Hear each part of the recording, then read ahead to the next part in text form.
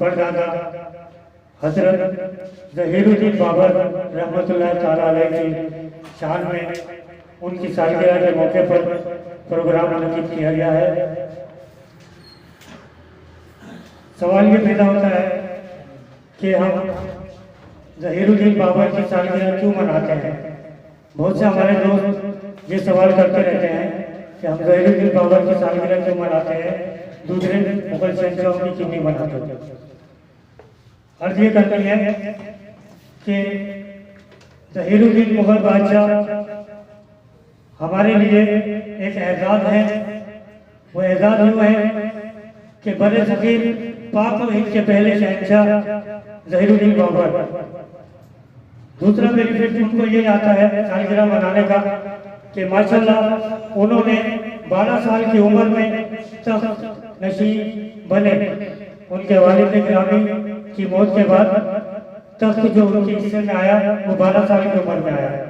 उसके बाद इनके चाचा और कज़न के थोड़े से ताल्लुकात खराब होने की वजह से आपने 11 साल जंगलों में भूख और प्यास में गुजारे। उसके बाद काबिल में अपनी हुकूमत पेश की। हुकूमत करते करते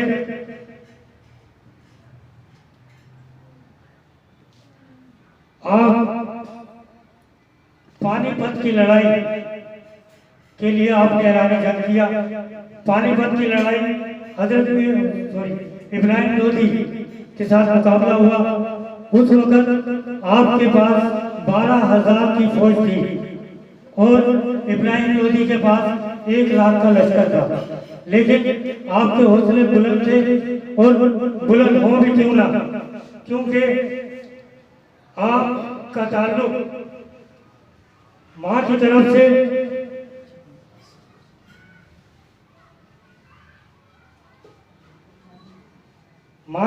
से चंगेज खान और वालिद की तरफ से अमीर तैमूर के खानदान से था।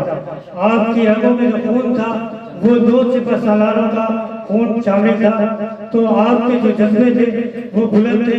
आपने 12,000 की फौज को लेकर 1 लाख की लश्कर को पीछे हटाया और आपने कामयाबी हासिल की।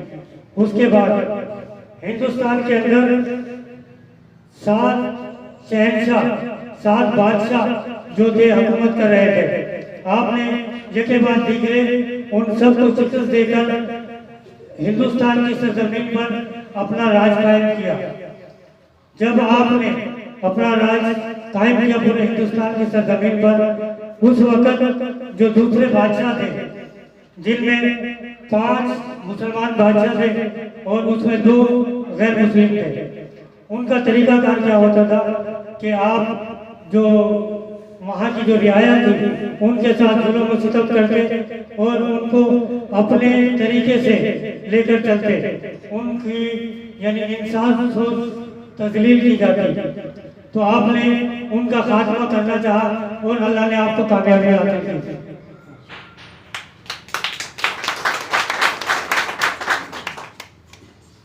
आपने 1526 से लेकर 1530 तक 4 साल की उम्र में आपने हिंदुस्तान को एक सोने की चिड़िया बनाने की जानिब राह हमवार कर दी। और उसके बाद हमारे जो दूसरे शहंशाह है औरंगजेब आलम, उन्होंने अपनी मेहनत और जद्दोजहद से हिंदुस्तान को सोने की चिड़िया बनाया, जो कि आज भी सुनहरी उर्दू में लिखा जाता है। अगर हम देखें कि तालीम के लिए हमारे मुगल शहंशाह ने क्या किया, तो तालीम का पाया ऐसा बनाया हमारे बादशाहों ने और बिलखुसूस ज़हीरुद्दीन बाबर ने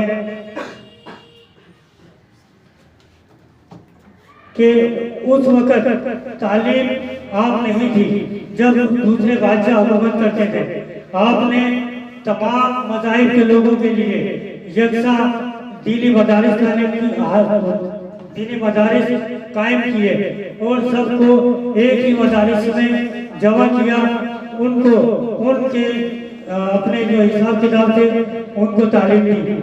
जो मुसलमान थे उनको दीन की तालीम दी और जो गैर मुस्लिम थे उनको उनके हिसाब से तालीम देने के लिए मदारिस में एहतमाम किया गया। उसके बाद अगर हम बात करते हैं इंजीनियरिंग की, तो आज जो बड़े बड़े किले हिंदुस्तान और पाकिस्तान में मौजूद हैं, तमाम तर हमारे मुगल कौम के बनाए हुए हैं, मुगल बादशाहों के बनाए हुए हैं, जिसके अंदर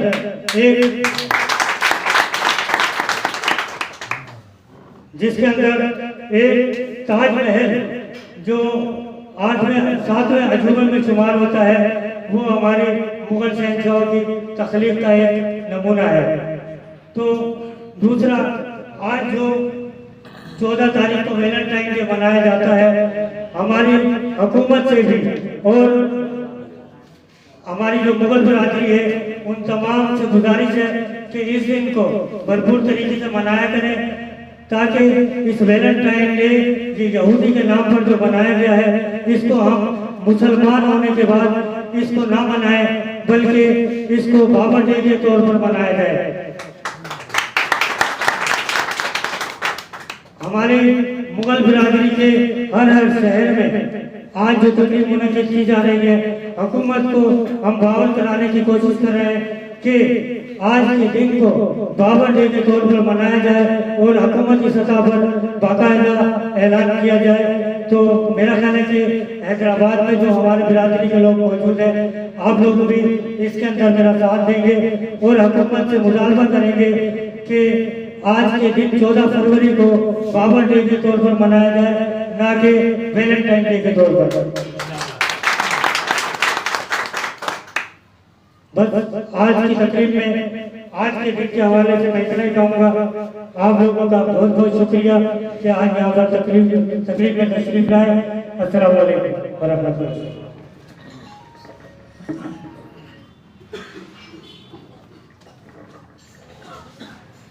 माशाल्लाह, ये थे मेरे वालिद गिरामी general secretary Mughal welfare Ittehad Pakistan के, जिन्होंने अपने अल्फाज से हमारे दिलों को मुनव्वर किया और मोहम्मद बाबर मुगल के बारे में हमें कुछ आगाही दी। और एक और बात कही कि 14 फरवरी को वैलेंटाइन डे मनाने के अलावा अगर पूरे हुकूमत की सतह पर ये 14 फरवरी वैलेंटाइन ना मनाया जाए, बल्कि अगर मनाना ही है 14 फरवरी को मनाना ही है, तो वैलेंटाइन डे के अलावा हमें ज़हीरुद्दीन मोहम्मद बाबर मुगल का बनाना चाहिए, क्योंकि वो एक हमारे मुसलमान वो जंगजू गुजरे हैं। और ये बात बहुत ही अच्छी थी, इस पर मैं एक शेर कहूंगा। दिल से जो बात निकलती है असर रखती है, दिल से जो बात निकलती है असर रखती है, पर नहीं ताकते परवाज मगर रखती है, पर नहीं ताकते परवाज मगर रखती है। ना तू ज़मीं के लिए है ना आसमां के लिए, ना तू ज़मीं के लिए है ना आसमां के लिए, जहां है तेरे लिए तू नहीं जहां के लिए। इसके बाद में मुगल वेलफेयर इत्तेहाद के सीनियर नायब सदर सलीम दानिश मुगल को दावत पेश करूंगा कि वो आए और अपने अल्फाजों से हमारे दिल को रोशन करें।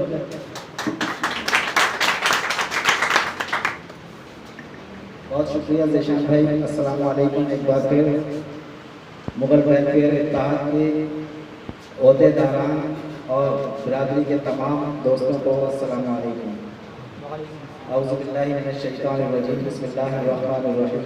रब्बि इश्रह ली सदरी व यस्सिर ली अमरी वाहलुल उक़दतम मिन लिसानी यफ़क़हू क़ौली। आमीन या रब्बल आलमीन। जमील भाई ने माशाअल्लाह से बहुत ज़बरदस्त तकरीर की और उसमें हमारे दादा, आबा व अजदाद, असलाफ ज़हीरुद्दीन मोहम्मद बाबर मुगल की मुख्तसर सवाने हयात पेश की, जो मैं नहीं समझता उसमें कोई कसर रह गई हो। वैसे अगर देखा जाए तो उसके बाबरी हो या फिर बाबर नामा हो, ज़हीरुद्दीन मोहम्मद बाबर ने अपनी तारीख अपने हाथ से लिखी, तो उसके बाबरी के नाम से वो किताब आज भी मौजूद है। उसका कुछ हिस्सा जब वो मुख्तलिफ जो है, जैसे जमीन भाई ने बताया कि जंगलों में गए, इधर उधर गए और वो नहीं उसको मुकम्मल कर सके, तो उसको तारीख में दूसरे लोगों ने उसको मुकम्मल करने की कोशिश की। तो बहरहाल ये काबिल तारीफ अमल था। ज़हीरुद्दीन मोहम्मद बाबर जिनकी आज हम 538वीं सालगिरह मना रहे हैं, और अल्लाह रब्बुल इज़्ज़त के शुक्रगुजार हैं कि उन्होंने हमें इस कौम में पैदा किया। और ये कौम बहुत, समझ लीजिए कि आज हम अपने फख्र से कह सकते हैं कि हम रॉयल फैमिली से ताल्लुक़ रखते हैं। वो खानदान जो कि बादशाह खानदान था, और इस खानदान ने न सिर्फ ये कि उस वक्त में कुर्बानियाँ दी, बल्कि आज तक पाकिस्तान आर्मी में आप देख लीजिए तो कहते हैं कि जितने भी आज तक ये मिले हैं निशान हैदर, उसमें हमारे मुगल सिपह सालार भी और आर्मी के जनरल भी उसमें शामिल हैं। ये हमारे लिए बड़ी काबिल तारीफ बात है। और हम मुगलों ने बहुत सफर किया, बहुत परेशानी उठाई। एक वक्त ऐसा आया कि मुगल कहते हुए हमें शर्म आती थी, डर लगता था। अंग्रेजों ने मुगलों को चुन चुन कर मारा, जिसे देखा हाकिम वक्त ने कहा काबिलेदार है। तो मुगलों ने न सिर्फ ये कि अपनी जान बचाई, बल्कि मुख्तलिफ पेशे अख्तियार किए, और उस पेशे के एतबार से कोई लोहार कहलाया, कोई तरखान कहलाया और कोई कुछ और कहलाया।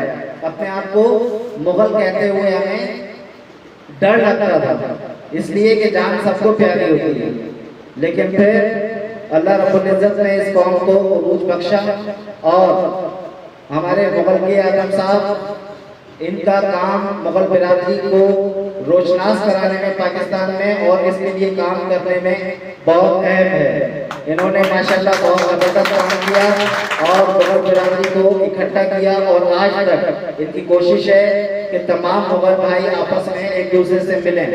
गो के हमारी तंजीमें टूट फूट का शिकार हैं, और आज हम बजाय एक तंजीम के मुख्तलिफ हिस्सों बुकरों में बट गए हैं। तो मेरी अपील यही है मुगल के आज़म साहब से भी, और तमाम जो इस वक्त मौजूद हैं ओहदेदार और मुगल बिरादरी के भाई, कि वो सब आपस में कोशिश करें एक दूसरे को मिलाने की, ना कि एक दूसरे से जुदा हों, बल्कि मिलकर ऐसा काम करें। क्योंकि ओहदे वगैरह तो आने जाने वाली चीज़ हैं, आज हम हैं, कल इंशाअल्लाह ताला आपकी बारी आएगी। जो बाकी रह जाता है वो इंसान का काम है। तो काम हमें ऐसा करना है अपनी बिरादरी के लिए कि वो आने वाली नस्लों को उसका फायदा पहुंचे।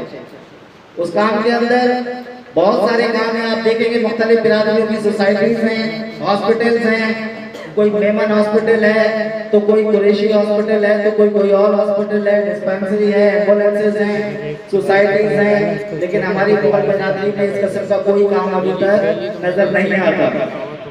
इनफरादी तौर पर तो खिदमत एक दूसरे की बहुत ज्यादा है, हम आपस में एक दूसरे की मदद भी करते हैं, लेकिन इज्तिमाई तौर पर हम अभी तक कोई ऐसा बड़ा काम करने में नाकाम हैं। और इसके लिए मैं यही कहूँगा कि हम सबको मिलकर कोशिश करनी चाहिए कि मुगल बिरादरी के लिए कोई ऐसा बड़ा काम करें जिस पर हमारी आने वाली नस्लें फख्र कर सकें।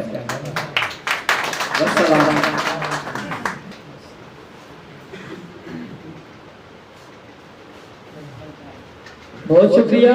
ये थे हमारे सीनियर नायब सदर मुगल वेलफेयर इत्तेहाद के सलीम दानिश मुगल साहब। इसके बाद ही मैं कुछ अशार के बाद अगले अपने मेहमान को दावत पेश करूंगा। दयारे इश्क में अपना मकाम पैदा कर, दयारे इश्क में अपना मकाम पैदा कर, नया जमाना नए सुबह शाम पैदा कर, नया जमाना नए सुबह शाम पैदा कर। तू शाहीन है परवाज है काम तेरा, तू शाहीन है परवाज है काम तेरा, तेरे सामने आसमान और भी हैं, तेरे सामने आसमान और भी हैं। इसके बाद मैं अब दावत पेश करूंगा नायब सदर मुगल वेलफेयर इत्तेहाद के नायब सदर अकबर अली मुगल से कि वो आए और अपने अल्फाजों से हमें रोशन करें।